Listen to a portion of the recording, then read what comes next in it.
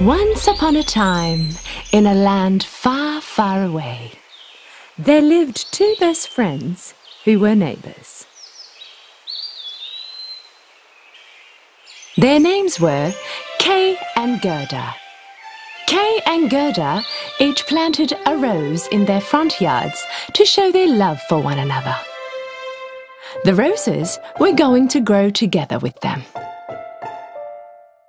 At the end of fall, winter had come and the town was covered in snow. During the cold winter nights, Kay and Gerda's biggest fun was the fairy tale time with Gerda's grandmother. "Where does the snow and the cold come from?" asked Gerda. "From far away," her grandmother answered and started to tell her story. "There was a kingdom covered with ice and snow. The Snow Queen lived alone in the ice castle, made purely by her own magic. The Snow Queen was very beautiful and pure as ice." But the Snow Queen was evil-hearted, and a lot of miracles were hidden in the magical and cold ice castle. The icy mirror was one of them. It was through the icy mirror that the Snow Queen's evil eyes watched everything that happened in the world.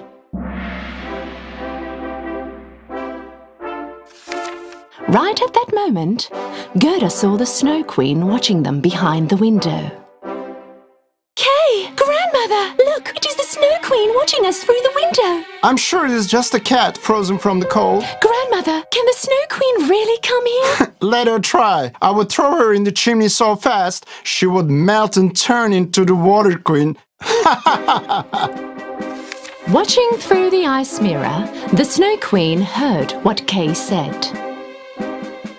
"So you will throw me into the chimney and turn me into the Water Queen? Ha! Ice sparkles! Fly with my powers, find this boy. Make his eyes and heart mine. Let his sight be evil for everything around him, and let the love in his heart be gone forever," ordered the Snow Queen to her ice sparkles. Suddenly, a snowstorm started to blow in front of Gerda's house. The ice sparkles were moving fast towards Gerda. Curious about what was going on, Kay opened the window. Gerda screamed right away, "Kay, stop!" But it was too late. Oh, my eye! Something stung my eye! Oh, my heart! What is going on? And at that moment, the Snow Queen's curse was carried out by the ice sparkles. His eyes and heart were struck, and Kay had transformed into another person. Gerda asked him what had happened, but Kay yelled at her. Nothing! I'm fine! Leave me alone! This was weird. Kay was never rude to Gerda like this. She just couldn't understand why all of a sudden he started to behave this way. Kay's rude behavior continued to the next morning. When Kay was taking his sleigh out of the garden, Gerda asked him where he was going. He snapped at her again. He jumped on his sleigh and moved away. Gerda ran after him, but could not reach him. Suddenly, on her sleigh, the Snow Queen appeared from nowhere, and Kay started to follow her. Gerda was stunned and couldn't do anything as they both disappeared from sight. The Snow Queen was taking him to her ice castle. Gerda spent days in front of her window, waiting for Kay to come back. Days and months passed, and the winter was over. But still, there was no sign of Kay. Couldn't stand waiting anymore. Gerda made up her mind, taking only the mirror her grandmother gave her. She head out to start looking for her dearest friend, Kay.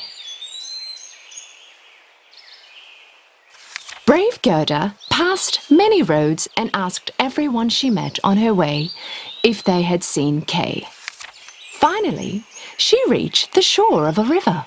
She looked around and there was no one to be seen that she could ask about Kay. She asked the river but could not get a reply. At that moment, a seagull came next to her.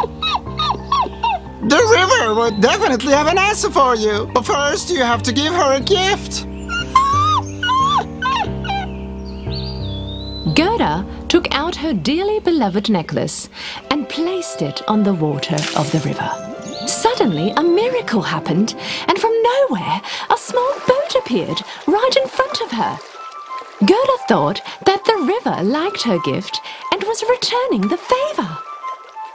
As soon as she hopped on, the boat started to move on its own.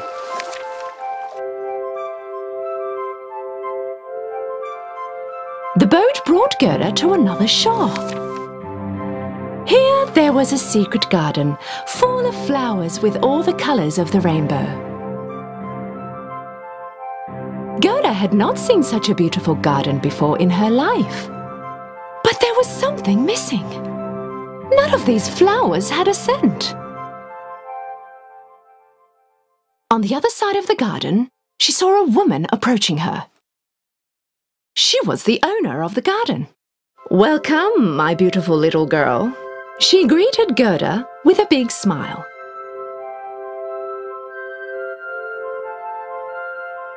And suddenly, she realized that she could smell the flowers in her garden again.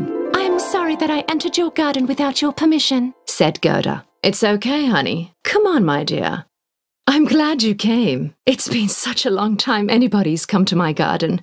Tell me, what are you doing here all alone?" Gerda told the flower lady that she was looking for her friend Kay, asked whether she knew about him. But the lady said that Gerda was the only person she had seen. "Really? Well, then let me get back to the road. I have to find Kay as soon as possible." The flower lady didn't want her to go away, so she made up a lie. "Did you say Kay? Let me see. I might have seen him around somewhere." Gerda told her everything, and when the flower lady heard the Snow Queen's name mentioned, she got very worried. Snow Queen? Let her be far away from here, cold thing. Because of her, my flowers haven't smelt for years. Then all of a sudden, the lady wanted to comb Gerda's hair. Gerda could not understand why, but the flower lady insisted. Little did Gerda know that it actually was a magic comb. The magic comb made Gerda forget about everything she knew.